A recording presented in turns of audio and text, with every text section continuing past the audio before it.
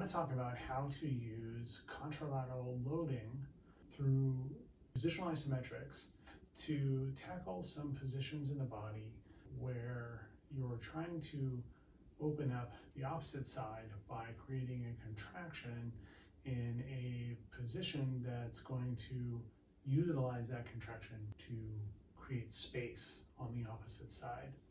The easiest way to explain this is to actually show you. We're going to be in a split stance, and we want to come up onto the back leg, onto the ball of the foot.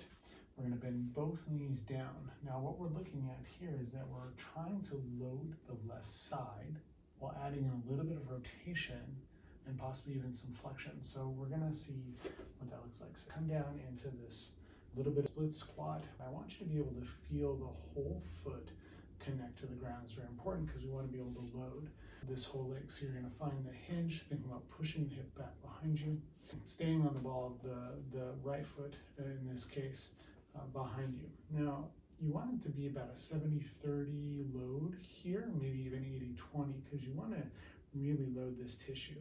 Once you're here, then you're going to start to hinge forward just a little bit deeper, pushing your hips back, sitting down into that squat just a little bit more, letting that inside foot kind of collapse down to the ground. It's going to put a lot of internal rotation demand on this left limb here. So you start to feel a really big stretch kind of in this lateral side of the hip.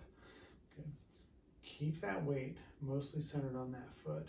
Now we're going to add in this rotational component, or even just a little bit of a side bend. So you could start by pulling away or dropping the left shoulder, getting into the left oblique a little bit more, and then feeling for that left rib, and then pulling that left rib in and down, adding in that flexion.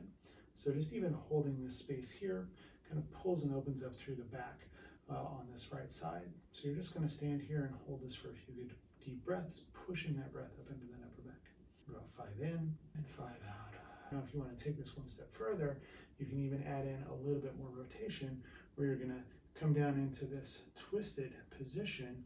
Think about hugging this elbow in, kind of engaging through that lat and really pulling that left shoulder blade back and down just a little bit to really open up this left side, and then closing off or twisting into this right side, reaching for the foot. So this position always reminds me of that Greek disc statue, like this guy right here.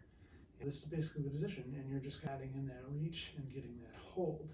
When you're coming out of that position, you want to remember to really try to push down through that foot. Don't just kind of collapse out of it and give up the ghost there.